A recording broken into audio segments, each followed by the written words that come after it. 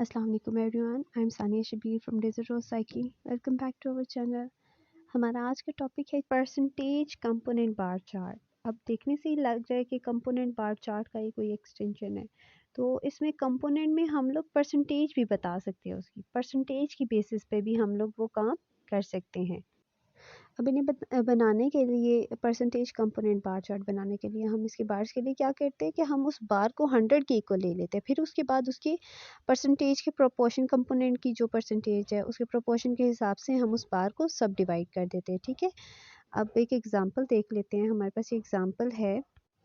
Following table shows the area in 1000 hectares under wheat, rice and other food grain crops for the year 1985, 86 to 1989 and 90। इसको हम लोगों ने percentage component bar chart में represent करना है इस data को।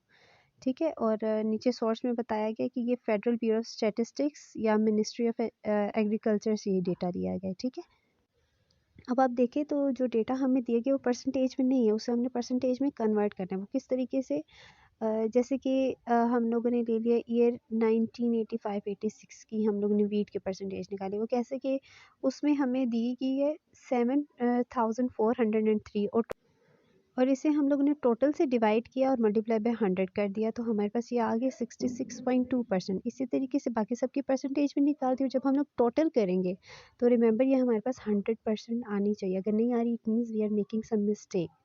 अब ग्राफ बनाने के लिए सबसे पहले तो देखिए कि इसमें ईयर्स है, क्रोनोलॉजिकल बेसिस है, तो हम लोगों ने वर्टिकल बार्स बनाने हैं। वर्टिकल बार्स बनानी है, नीचे हम लोगों ने एक्स एक्सिस पे ईयर्स दे दी और वाई एक्सिस पे हम लोगों ने ये जो हमारे पास ग्रेन वगैरह इनकी प्रोपोर्शन ले ली। इंटरवल हम लोगों ने क्या लिया, 20 का ले लिया। सही है।